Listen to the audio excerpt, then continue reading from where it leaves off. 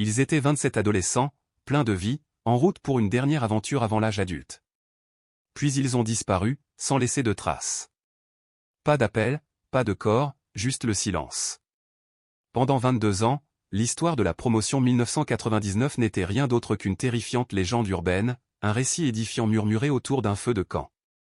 Jusqu'à ce qu'un randonneur tombe par hasard sur un bus scolaire rouillé au fond des bois, englouti par la mousse, rempli d'albums de fin d'année moisis et d'autres choses. Une chose à laquelle personne n'était préparé. 3 juin 2021. Forêt nationale de Rogue River Siskiyou en Oregon. Un randonneur expérimenté, s'écartant de son sentier habituel, aperçut un étrange objet jaune entre les arbres. Pensant qu'il s'agissait d'un vieil équipement ou d'un poste de garde forestier abandonné, il s'approcha et découvrit les débris d'un bus scolaire, à moitié englouti par la forêt. Le numéro sur le côté était à peine lisible. À l'intérieur, on aurait dit que le temps s'était tout simplement arrêté. Des sacs à dos poussiéreux encore attachés au siège. Des polaroïdes décolorés. Un magnétophone à cassette déformé par l'humidité gisait abandonné sur le sol. Des pages d'un annuaire collé par la moisissure.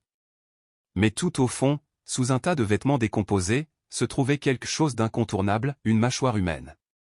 Lorsque les enquêteurs sont arrivés, ils ont immédiatement relié le bus à l'une des affaires non résolues les plus effrayantes de l'histoire de l'Oregon, la disparition de la classe de terminale de 1999 du lycée de Forest Grove lors de leur voyage de fin d'études. Mais plus ils regardaient en profondeur, plus tout cela devenait impossible. Il n'y avait aucune trace de location du bus. Aucune caméra de surveillance n'avait filmé son entrée.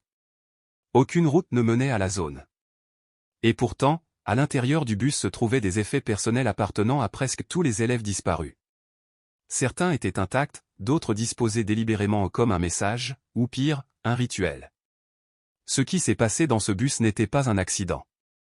Et ce que la forêt avait caché pendant plus de 2 décennies était plus qu'une tragédie. C'était un secret que personne n'était censé découvrir.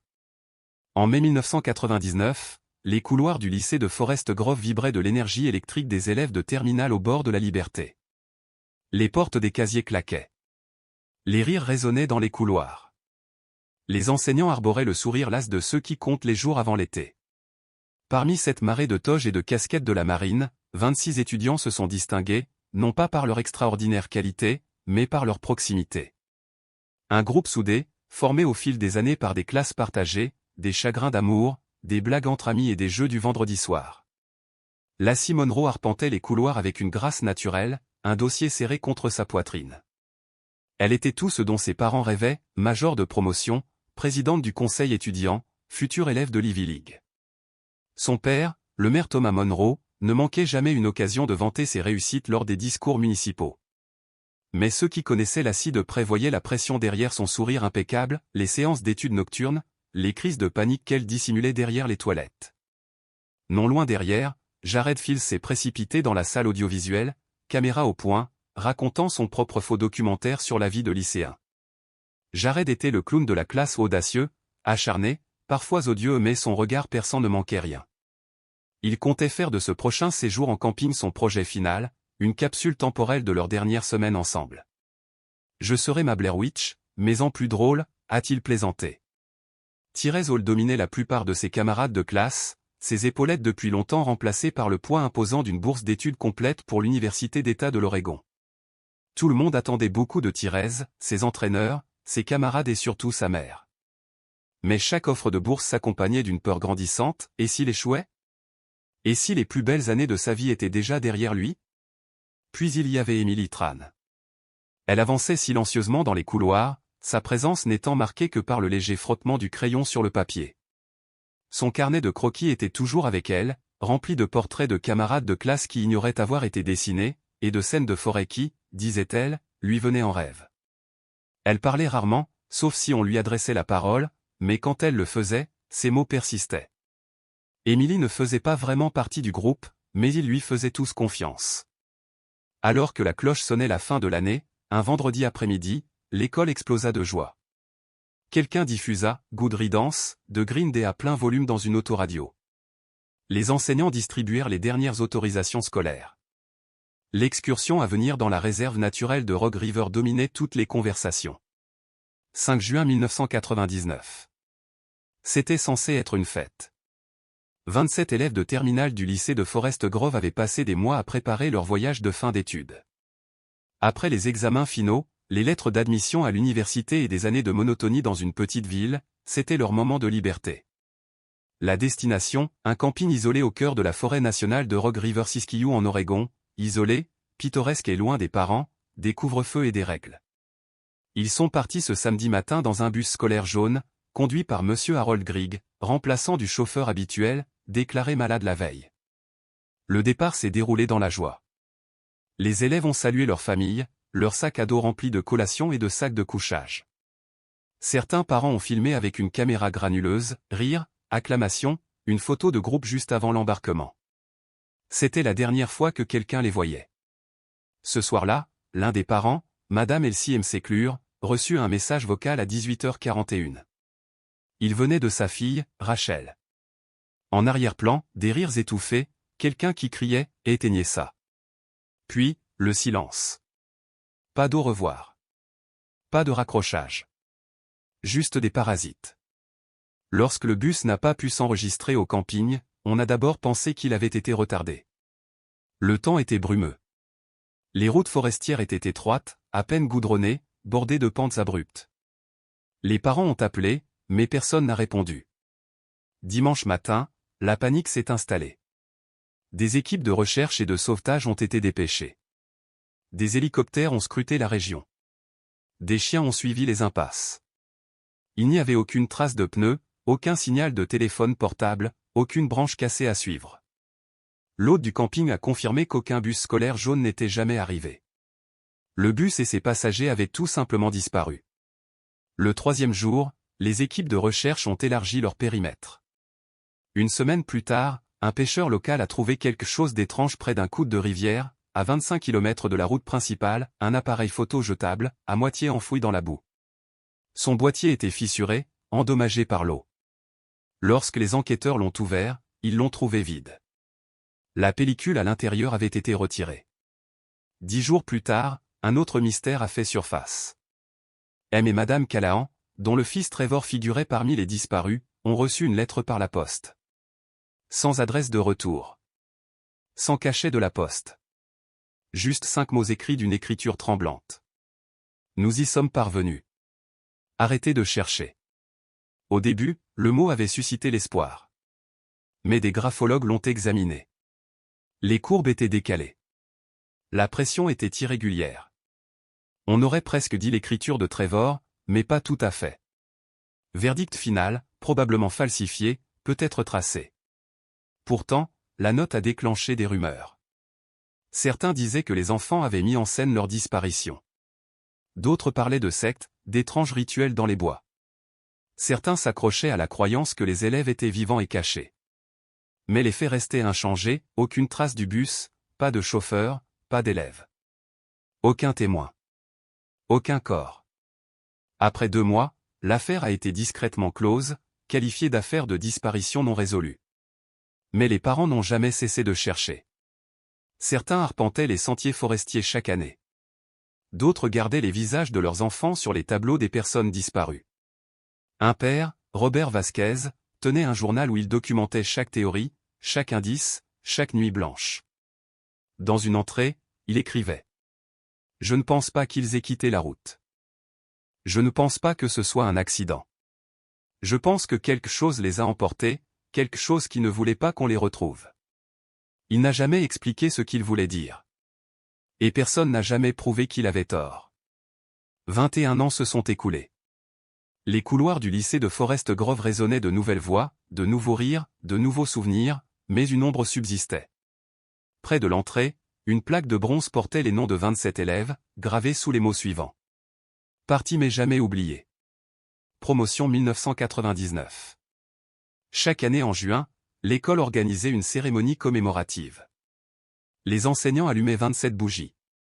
Certains membres du personnel prenaient une retraite anticipée, incapables de supporter le poids des questions sans réponse. D'autres restaient, hantés par les visages de leurs anciens enseignants, des visages à jamais jeunes dans leur esprit.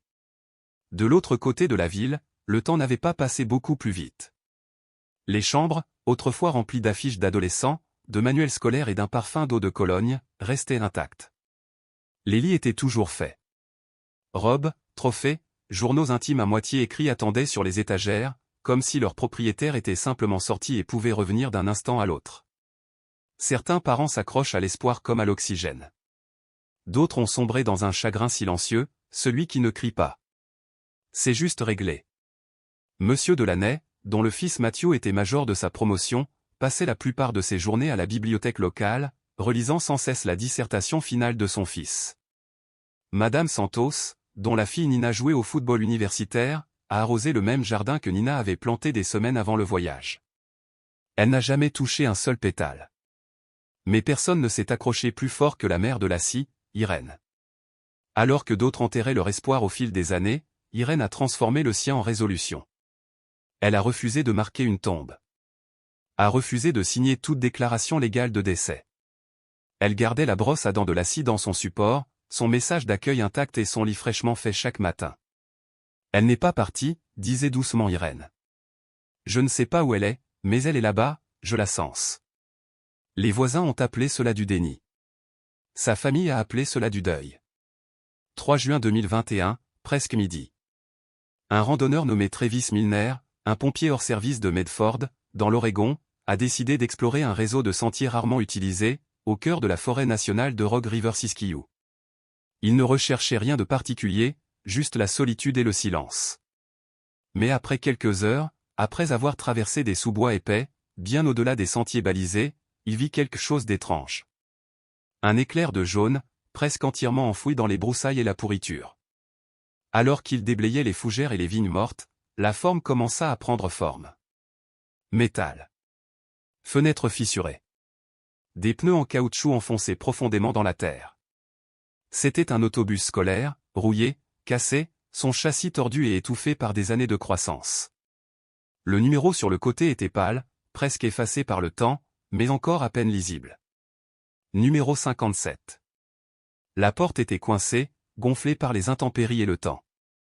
Il la forçait à s'ouvrir, toussant tandis que l'air vicié s'échappait. L'intérieur était un tombeau. La poussière et la moisissure s'accrochaient à toutes les surfaces. Les sièges ont été déchirés. Le lierre a poussé à travers les fenêtres brisées. Et sur le sol, pourri mais toujours reconnaissable, gisaient des cartables, des vestes de lettres et une paire de casquettes de diplômés moisis. Une veste avec un écusson du lycée de Forest Grove pendait mollement au bord d'un siège à l'arrière, sous des porte-bagages effondrés et des débris. Puis il vit les os. Pas un ensemble, mais plusieurs. Certains étaient entièrement squelettisés, d'autres partiellement décomposés. Il lui a fallu un long moment de réflexion pour comprendre ce qu'il voyait.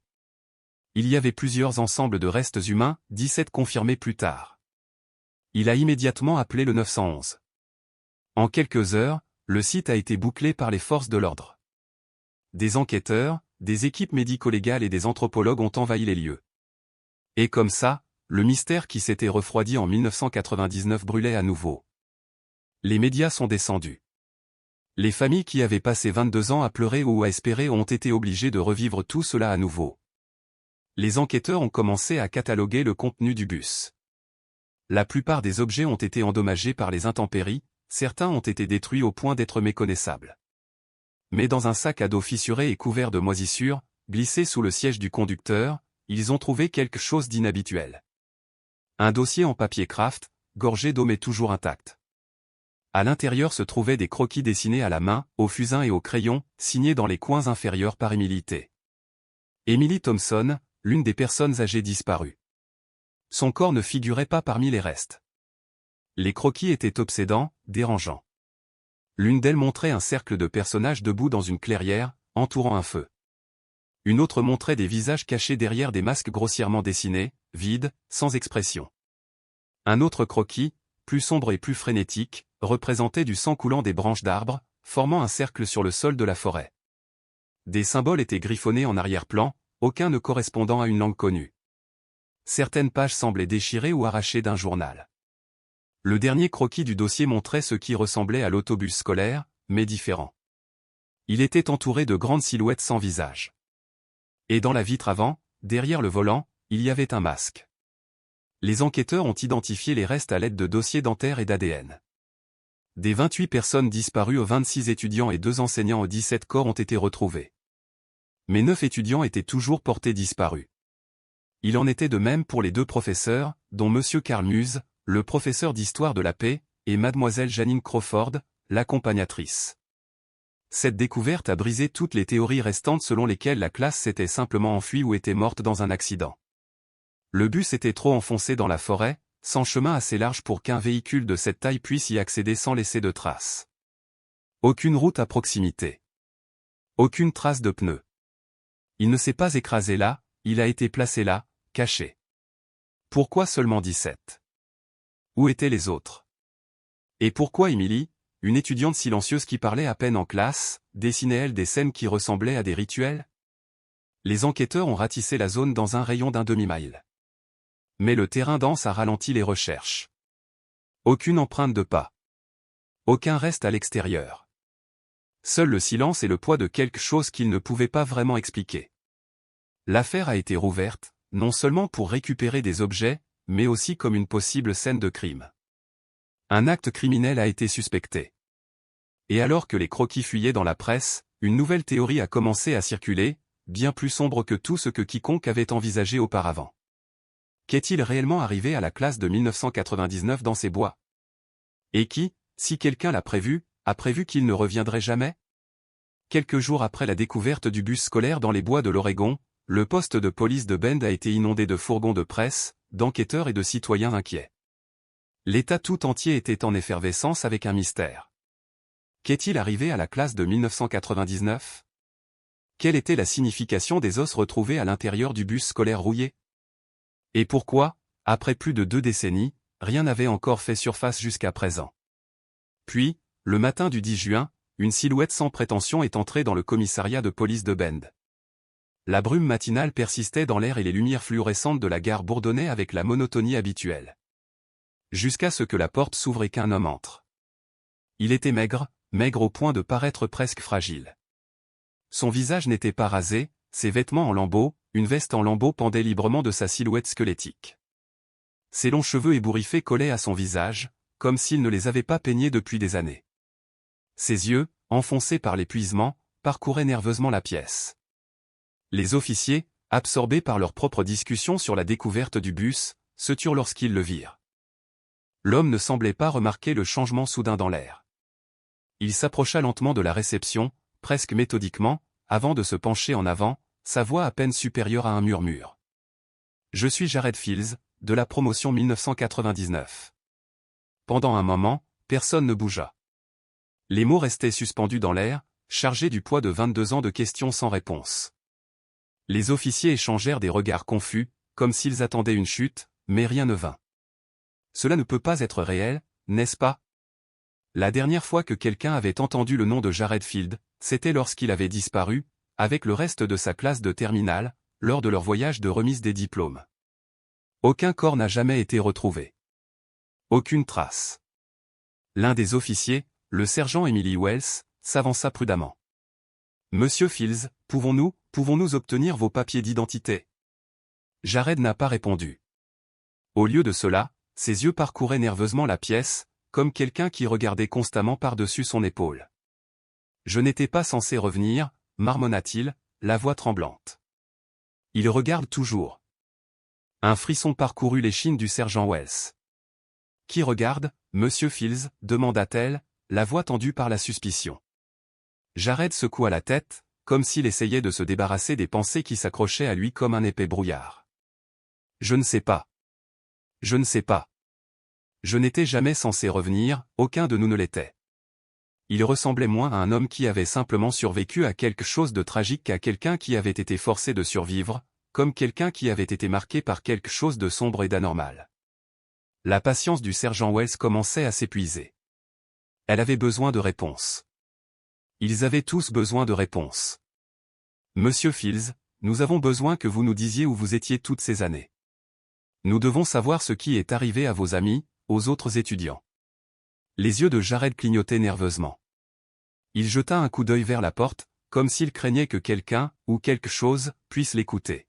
« Je ne peux pas encore, pas avant que je... » Il s'arrêta, avalant difficilement, comme si les mots eux-mêmes étaient du poison dans sa gorge. Mais avant que quiconque puisse insister davantage, un technicien médico-légal est entré dans la pièce avec un rapport. L'officier l'a remis au sergent Wells. Elle le lut rapidement, les sourcils froncés d'incrédulité. Jared Fields, vos empreintes digitales, elles correspondent. Votre ADN correspond. Pour la première fois depuis son entrée dans la gare, Jared leva les yeux. Ses yeux écarquillés, comme un homme qui vient d'être condamné à mort. Je te l'ai dit, murmura-t-il. Je t'ai dit que je n'étais pas censé revenir. Je n'aurais pas dû revenir. Les officiers le regardaient dans un silence stupéfait. Chacun essayant sans succès de donner un sens à ses paroles. Ils attendaient un homme qui expliquerait le mystère, quelqu'un qui leur donnerait enfin des réponses. Des réponses à la disparition, au bus scolaire disparu, aux ossements déterrés dans les bois. Mais au lieu de cela, ils rencontrèrent un homme qui ressemblait davantage à une énigme. Un homme dont la seule présence ne faisait qu'accentuer l'obscurité entourant l'affaire. Monsieur Fields, insista le sergent Wells d'une voix calme mais insistante, que voulez-vous dire par vous n'auriez pas dû revenir? Où étiez-vous toutes ces années? Où êtes-vous allé? Qu'est-il arrivé à vos camarades? Le visage de Jared se tordit de terreur. Il recula en titubant, comme s'il essayait de prendre ses distances non seulement avec la question, mais avec tout, chaque souvenir, chaque cauchemar. Je ne peux pas. Je ne peux pas le dire. Pas encore, balbutia-t-il d'une voix tremblante. Ils sont toujours là. Ils ne cesseront de nous surveiller jusqu'à ce que tout soit terminé. Un silence glacial et inquiétant emplit la pièce. Les policiers échangèrent des regards inquiets, incertains de la marche à suivre. L'homme dont ils espéraient qu'il leur apporterait la paix, celui qui dirait enfin la vérité, se tenait maintenant devant eux, tremblant de peur. Et puis, aussi vite qu'il était arrivé, Jared Fields se retourna et se dirigea vers la porte. « Je ne peux pas rester ici, murmura-t-il. Ils me trouveront si je reste. » Le sergent Wells se précipita, désespéré.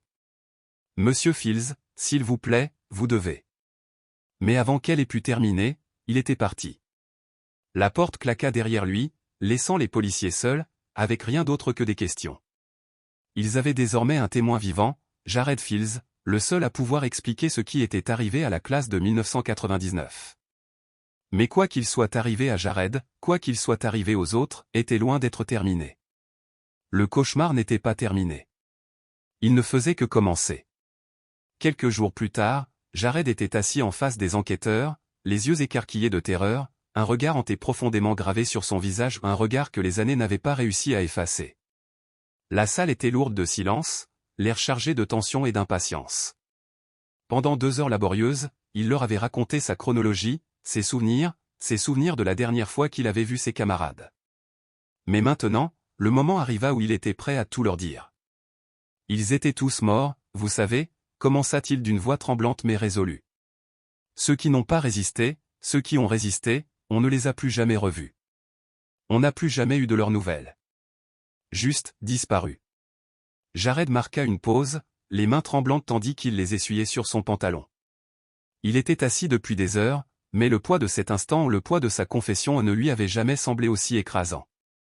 Ses paroles avaient déjà commencé à dévoiler un mystère vieux de plusieurs décennies, mais c'était à ce moment-là que la vérité allait pleinement faire surface. Tout a commencé le jour où le bus est tombé en panne, a-t-il poursuivi. Sa voix tremblait, comme si les souvenirs eux-mêmes le tenaient encore prisonnier. Nous étions à des kilomètres de la route la plus proche, au cœur de la forêt. Le moteur a raté et s'est arrêté. Impossible de faire avancer le bus. Impossible de le démarrer. Alors nous avons attendu. Et attendu. Jared retint son souffle. Les sons dissonants de la forêt emplirent à nouveau son esprit, ou des sons qu'aucun enfant ne devrait jamais se rappeler. C'est à ce moment-là qu'ils nous ont trouvés. Il se pencha en avant, ses yeux rivés sur ceux des enquêteurs. Il portait ses robes, grises, comme s'ils avaient vécu dans la poussière. Je crois qu'ils se surnommaient les élus. Ils disaient venir d'un sanctuaire isolé. Un lieu de paix. Un endroit où échapper au monde extérieur. Ils nous ont dit que le monde s'effondrait, que la société s'effondrait. Ils ont présenté cela comme une solution de salut. Jared secoua la tête, son regard se posant sur le sol. On aurait dit une blague. Mais on était coincé. Personne n'avait de réseau. Personne ne savait comment réparer le bus. Alors, on les a suivis. On n'avait pas le choix. Les enquêteurs échangèrent des regards, leurs visages inexpressifs, mais leurs yeux perçants comme des rasoirs, dévorant chaque mot. Au début, continua Jared d'une voix de plus en plus pressante, la communauté était paisible. C'était, presque trop beau pour être vrai. Ils nous ont donné à manger. Ils nous ont laissé nous reposer. Ils nous ont promis tout ce dont nous avions besoin. Ils ont pris soin de nous. Ils nous ont hébergés. L'air était différent là-bas, comme si tout était plus lourd. Plus lent. Comme si on était sous l'eau. Il s'arrêta, respirant de manière irrégulière. Mais au bout d'un moment, les choses ont commencé à changer. Ils ont commencé à parler de reconditionnement. De la nécessité de laisser tomber nos anciennes vies, notre passé. On n'avait pas le droit de parler de nos origines. On n'avait pas le droit de dire ce qu'on fuyait. Ils nous ont dit qu'il fallait tout oublier. Ils appelaient ça, la purification. Le mot restait dans l'air, tranchant et menaçant. Les yeux de Jared brillaient de quelque chose de plus sombre que la peur. Ils nous ont donné à manger, murmura-t-il, mais ça n'avait pas bon goût. C'était bizarre, comme s'ils nous droguaient. Ils nous engourdissaient. Certains d'entre nous ont commencé à faire des rêves saisissants, des cauchemars qui semblaient trop réels. Trop intenses. Et puis ils nous ont fait dormir à tour de rôle, de manière très contrôlée. Très précise. Ils voulaient savoir quand nous étions éveillés. Quand nous dormions. Peu importe notre fatigue. Il fallait suivre le programme. Il se frotta les yeux, l'épuisement dû au souvenir le tiraillant. Certains enfants ont commencé à résister. Ils n'en pouvaient plus. Ils voulaient partir, mais ils avaient trop peur. Terrifiés par ce qui arriverait s'ils n'obtempéraient pas. J'en ai vu certains tenter de s'échapper. J'ai entendu leurs cris quand ils ont été traînés dans les bois. On ne les a plus jamais revus. La pièce était d'un silence de mort. La voix de Jared se réduisit à un murmure. Ils nous ont dit qu'ils étaient les élus. Que le monde extérieur au bois avait disparu. Que la seule chose qui restait était leur communauté. Ils disaient que nous avions été choisis pour vivre dans un monde nouveau. Pour faire partie de quelque chose de plus grand. Il déglutit difficilement. Mais ce n'était pas un choix. C'était une prison. Et ceux qui ne l'acceptaient pas, étaient sacrifiés. Les yeux de Jared devinrent lointains, une terreur froide et vide vacillant derrière eux. Je n'étais pas le seul à l'avoir vu. Ceux qui ont tenté de partir, ceux qui ont résisté, ont été livrés à la forêt. Personne n'est jamais revenu. Les enquêteurs restèrent figés. Chaque mot creusait davantage l'horreur qui se déroulait sous leurs yeux. En 2006, murmura Jared, j'en ai eu assez. J'ai trouvé un moyen de m'échapper. J'ai couru. Aussi loin et aussi vite que possible. Mais même là, j'avais trop peur d'en parler à qui que ce soit. Je me suis tu. Je suis restée cachée. Je pensais que, peut-être, si je restais silencieuse, il m'oublierait. Que je pourrais vivre ma vie. Son regard s'assombrit. Sa voix se réduisit à un murmure. Je pensais être la seule. Mais quand j'ai appris que le bus avait été retrouvé, j'ai su. Je savais qu'il n'avait pas oublié. Il fallait que je le dise à quelqu'un. Il fallait que je te dise la vérité. La pièce sombra dans un lourd silence. Les enquêteurs étaient stupéfaits. Ce que Jared venait de révéler n'était pas une simple disparition. C'était quelque chose de bien plus sinistre. Une conspiration. Une secte. 27 jeunes vies reconditionnées, contrôlées et finalement sacrifiées à quelque chose de bien plus sombre que quiconque aurait pu imaginer. Jared s'était échappé. Mais ses camarades de classe n'étaient pas censés le faire. Ils avaient été choisis. Et la même forêt qui avait caché leurs restes pendant des décennies détenait la vérité finale et horrible. Le monde dont on leur avait parlé n'avait pas disparu. Il attendait. En attendant que la prochaine génération prenne leur place. Lorsque Jared s'est manifesté pour la première fois, les réactions ont été immédiates et partagées. Certains parents s'accrochaient à chacun de ces mots, cherchant désespérément des réponses, cherchant à tourner la page. Ils le croyaient. Son histoire était d'une horreur inexplicable, impossible à expliquer aux autorités. Mais d'autres, notamment les familles des disparus, refusaient d'y croire. Ils ne parvenaient pas à concilier l'image de leurs enfants avec le terrible cauchemar décrit par Jared. Pour eux, il n'était qu'un homme brisé, un survivant dont l'esprit avait été déformé par le traumatisme qu'il avait subi. La communauté s'est fracturée. Le fossé s'est creusé. Dans les mois qui ont suivi, certaines familles ont ouvertement accusé Jared d'être responsable des disparitions, tandis que d'autres le considéraient comme une victime de la même tragédie indescriptible. Les médias ont dévoré l'histoire, le qualifiant de héros ou de fou délirant. Mais Jared n'a jamais hésité. Il connaissait la vérité. Et c'était pire que ce qu'on pouvait imaginer. Finalement, Jared a été placé en détention préventive. La police ne pouvait pas risquer de le réduire au silence, ni de le voir disparaître comme les autres. Trop de questions restaient en suspens. Trop de détails étaient en suspens. Le rôle de la milice. Les événements étranges dans les bois. Les élèves disparus. Rien de tout cela ne cadrait dans un récit cohérent. Mais l'histoire de Jared, aussi terrifiante soit-elle, offrait le premier aperçu effrayant de ce qui s'était réellement passé.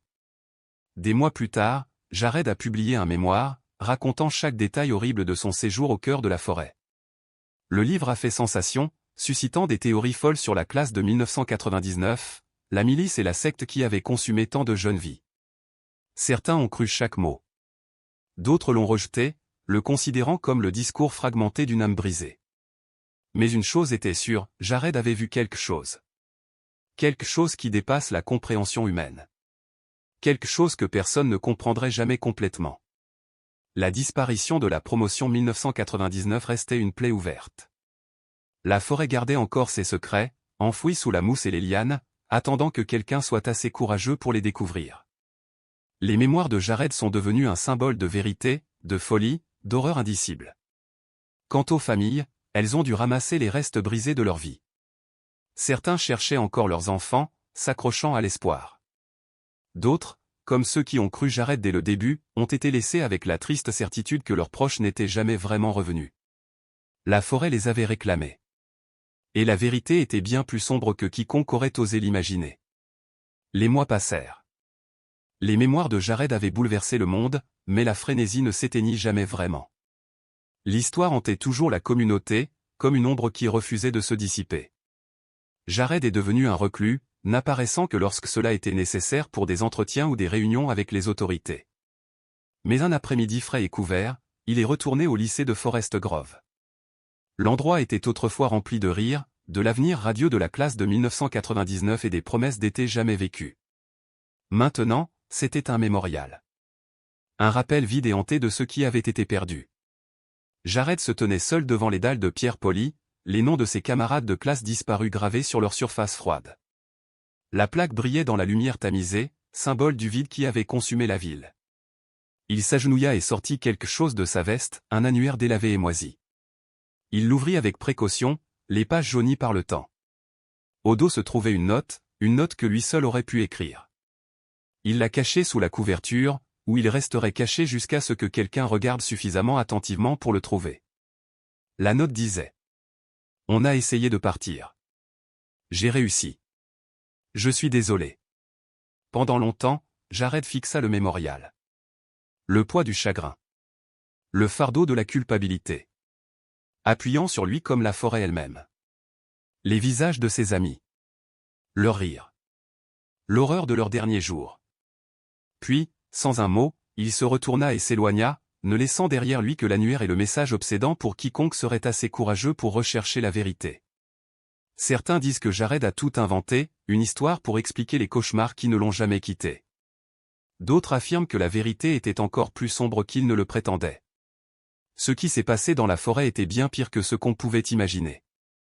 Mais une chose est sûre. Ce qui est arrivé à la classe de 1999 hante encore les arbres de l'Oregon. Laissez un commentaire ci-dessous. Croyez-vous à l'histoire de Jared ? Ou se cache-t-il quelque chose d'encore plus terrifiant dans les bois ? Appuyez sur le bouton j'aime, abonnez-vous et activez la cloche pour découvrir d'autres mystères incroyables de la vie réelle.